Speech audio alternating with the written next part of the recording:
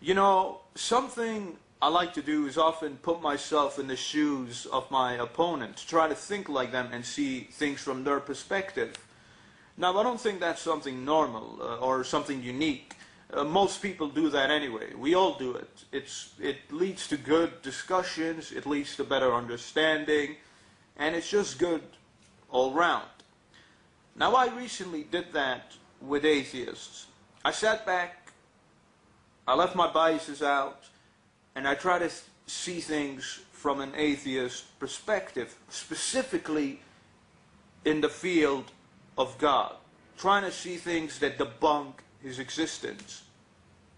And I'll be honest with you, by the end of it, I couldn't honestly and objectively see one single valid case or argument against the existence of God. In other words, I don't think atheists have one argument that can disprove God. I don't think you can.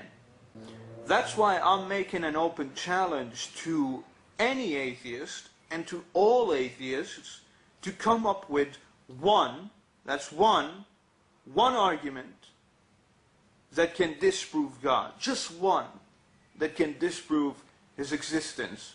You're an atheist, I'm a theist. The main issue is the existence of God. And you have to come up with one conclusive argument that debunks God, that says he's not there, he's not here.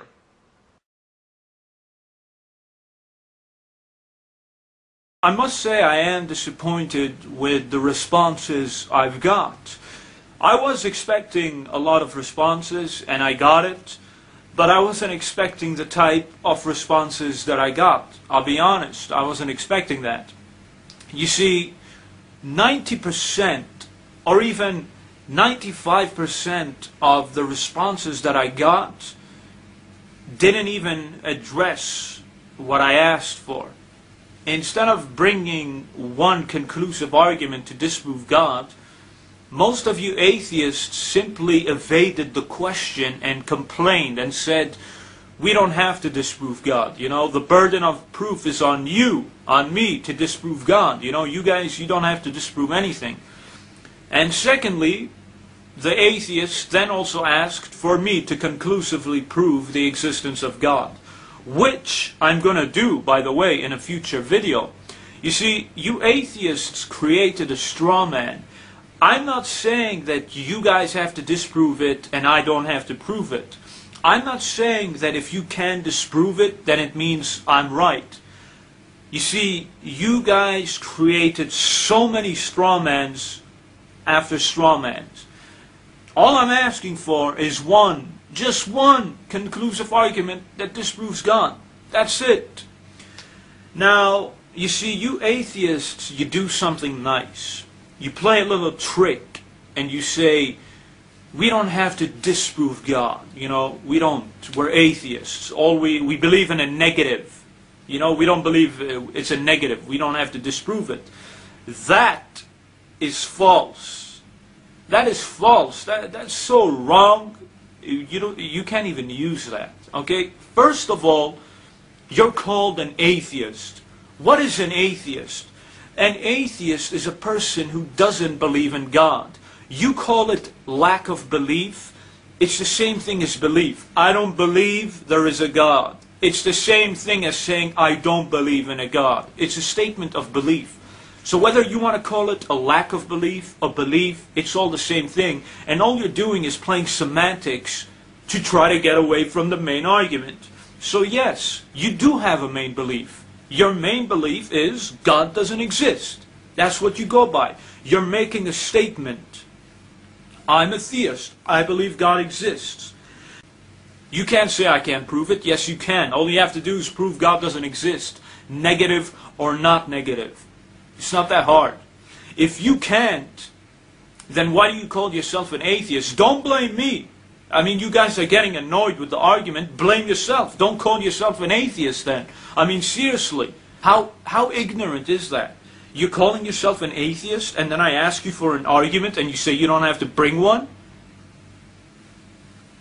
Does that make any sense? Furthermore, let's stop playing games, okay? So let me get this straight. You atheists come up to theists like myself and many others saying there is no God, stop believing in God, and then when I turn around and say, okay, can you bring me the evidence that there is no God, as you're saying, as you're an atheist? Can you bring it? And then you guys say, no, I don't have to? How does that work? Explain that to me. Seriously, think of the audacity. How dare any of you go up to any theist and say there is no God? And then when we ask for that evidence, you say we don't have to provide the evidence. How does that work? Don't believe in God. What's the evidence? I don't have any. So why should I stop believing in God? So, answer the question. If you can't answer it, if you can't bring an argument, then stay quiet. That's what I do. When I don't know an argument, I stay quiet. But you see, you guys, you just want to argue. You can't bring any evidence for your side, and all you do is evade the subject and create straw mans. I'm going to make a video soon, just so I get rid of the straw man. I'm repeating myself as well. I will make a video that proves God. Okay? I'm not trying to run away from it. But now you guys do your part and prove your position. Prove why anybody should be an atheist. Prove why I shouldn't believe in God, like many of you atheists ask me to.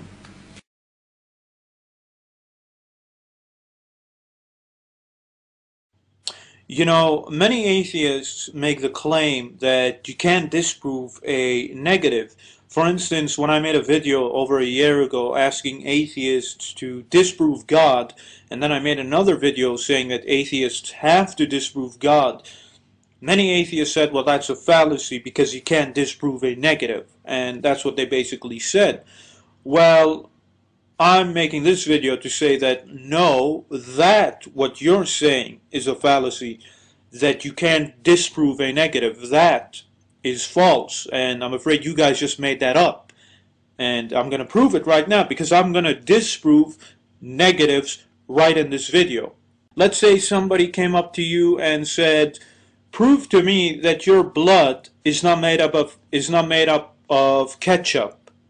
You're telling me you're not going to be able to disprove that? If somebody came up to you and said, there's no proof whatsoever that your blood is not made out of ketchup, you telling me you won't be able to disprove that? Or let's say some random person comes up to you and says, and they bring a child with them, and this random person says, this child is yours. He's your son. He's your son. And there's no proof that he's not your son, or disprove that this child is your son. You telling me you won't be able to disprove that? All you need to do is go take a DNA test, and by the end of the week, you'll know that that's not your son. And I could go on and on and on and on. But the point has been made. You can prove negatives very, very easily. In fact, we've been disproving stuff. We've been disproving things for a long time. I mean, we disproved that the earth is at the center of the universe. We disproved that the earth is flat. And on and on and on and on and on it goes. I mean, disproving negatives is something we've been doing for a long time. So I'm afraid the claim that you can't disprove a negative is simply false. It's simply false. You can. You can disprove a negative, and I just did it. So that's about it. Thank you very much.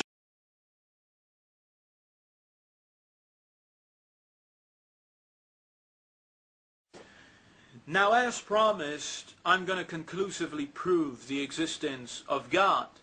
And I'm not going to use complicated arguments or something so magnificent.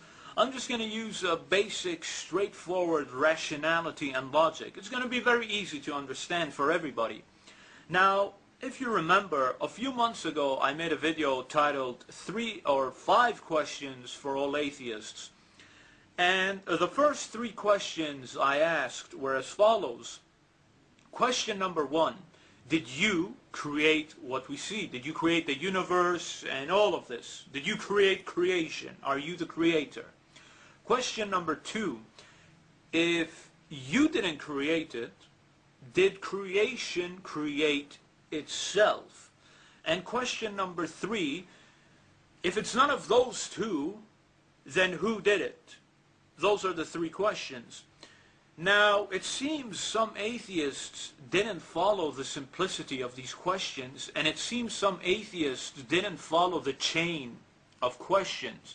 For instance, atheists say, well, about question number 3, who says there has to be a who? For instance, my third question is, if none of the first 2 questions are a yes, then question number 3, who created it? And atheists say, well, why does it have to be a who? Because, didn't you look at the first 2 questions? Question number 1, did you create it? Are you the creator? That's a who. Are you the creator? You said no. Question number 2, did creation create itself? Anything that comes under this is the what? Creation creating itself by some natural phenomena that just happened out of the blue, out of nothing. This is a what? This is, we say, what created it, and we say creation itself created it. But now if we rule this out, if we rule question number 2 out, which is the what, therefore it logically leads to a who for question number 3. So when atheists say, well, why does there have to be a who? I ask, aren't you paying attention to the first 2 questions? Because it necessitates a who by the answers of the first 2. It's very simple logic. So now, the 3 questions. Question number 1, did you create it? You guys said no. Question number 2, did creation create itself? This is the what.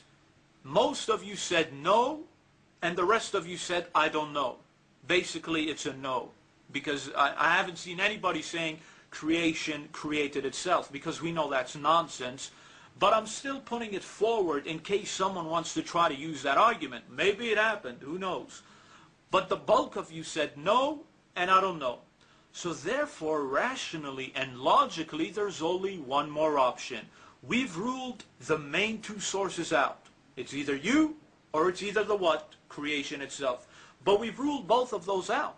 They're both gone now. They're out. We know they're not the cause. Therefore, by rationality and logic, there's only one more cause. One more person who can be looked to as the creator. And that, my friends, is God. By the simple sequence of these questions. Now, if you want to grasp at straws, you don't even have to call it God. You don't have to call this person God. But we do know a lot of things about this creator. We know that this creator exists outside time and space. Therefore, we know he's not limited by these things. We also know that he's extremely powerful, because you look at the universe, obviously someone powerful must have created it. And we also know he's intelligent. The creator is intelligent, because you look at the universe, it's not an unintelligent design. There's a design. Everything's working. By the sequence of these 3 questions, we're putting all the candidates. You see, I'm not wasting time. I'm looking at all the suspects, all the possible suspects. I've put them all in the basket, ladies and gentlemen. It's either one of you, it's either creation itself, or it's God. Now, if we rule the first 2 out, then there must be a third, which is God. If atheists want to refute this argument, then they have to answer the first 2 questions. They have to say, either one of them created it, or number 2, the universe, or not the universe, the creation itself created itself. But both of you, you've ruled those 2 out. You can go look at the answers. You've ruled those 2 things out. Therefore, there's a third one, and that's God. Unless you want to say there's a fourth option, and that's aliens. It's either one of these 4. But the aliens, I repeat, I haven't seen any aliens coming saying we created the universe. So that's pretty much it. It's very basic sequence of questions. If you follow the rationality and the chain of these questions, you will see it comes to that logical conclusion. Unless one of you created it, and unless creation created itself. But nobody has said that. So that's pretty much it. And that's it. God exists. He's option number 3, and He's the creator.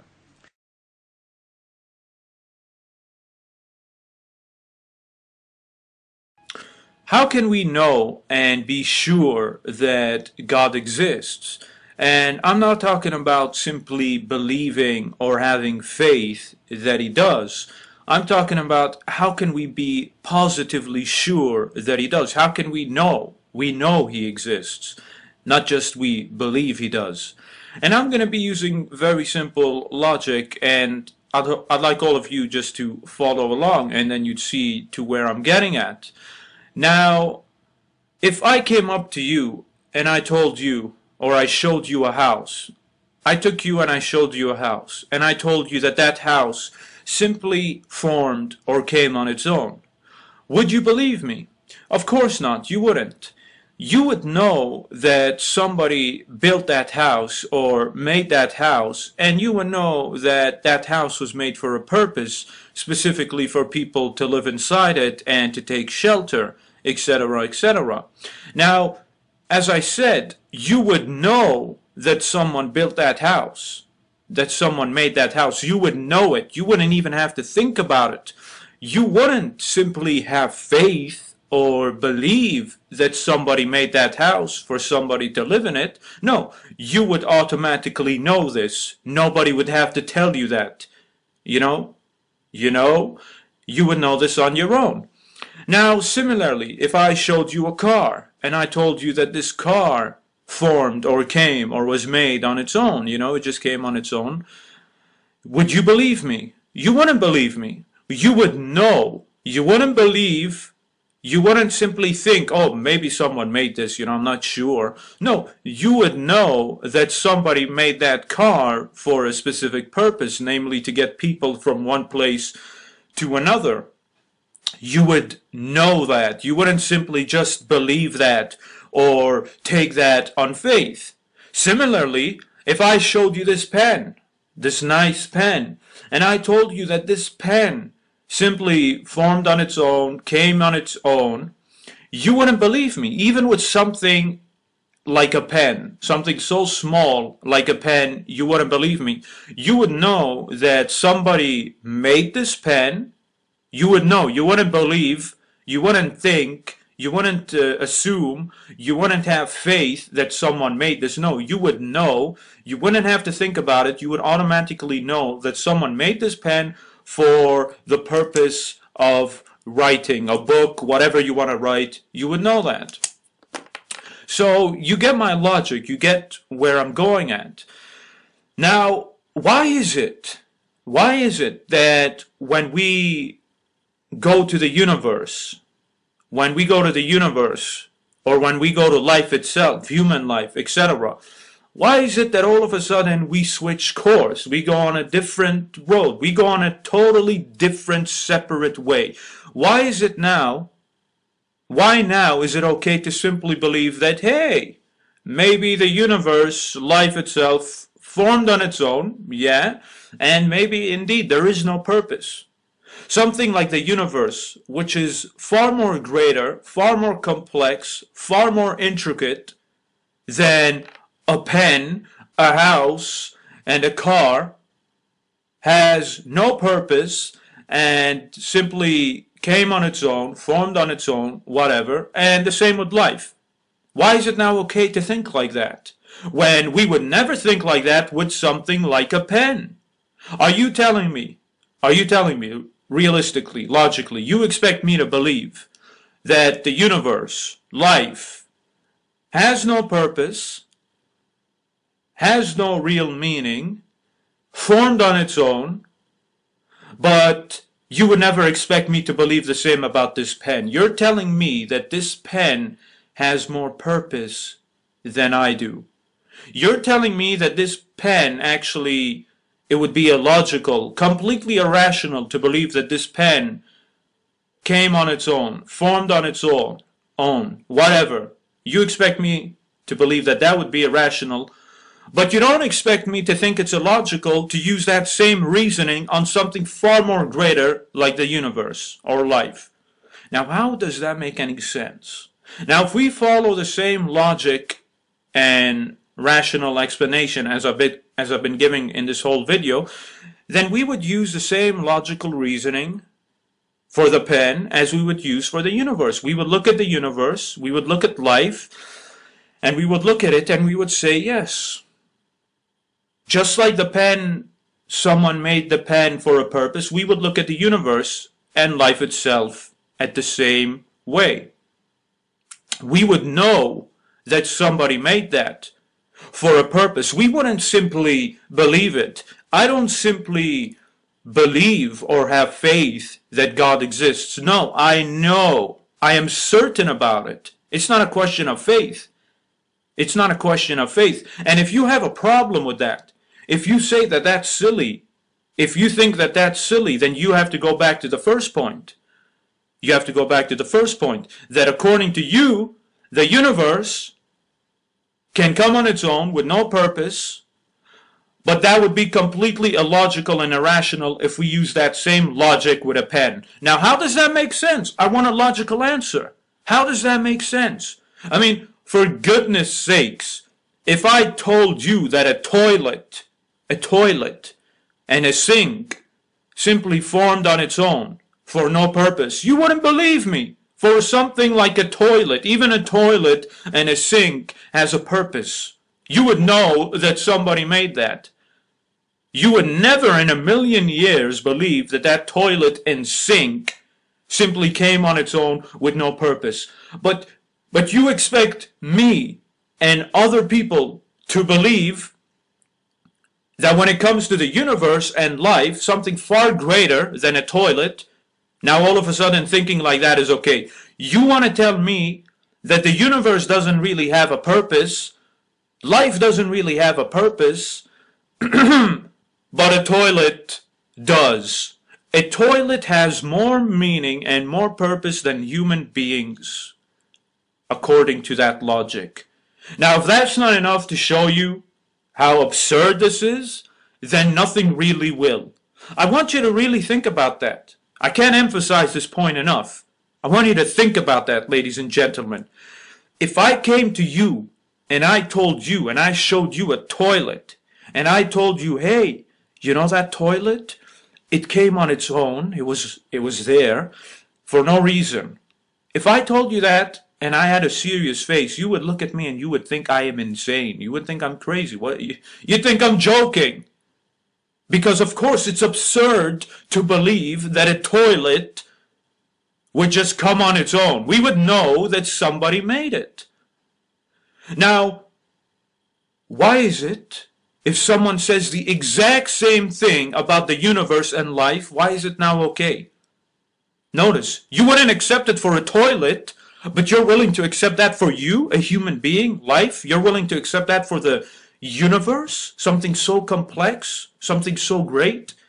You're willing to accept that type of reasoning for the universe and life, but you would never use that reasoning for a toilet and a pen. So therefore, by that reasoning, a toilet and a pen has more purpose than you and the universe. Does that make any sense? Does that make any sense? And that's what you're saying. That's what's being said here. Let's not sugarcoat it. That's what's being said. So use the same logic. Use the same rationale. Just like when we look at a house, we know that someone made it. We don't need to think about it. We know.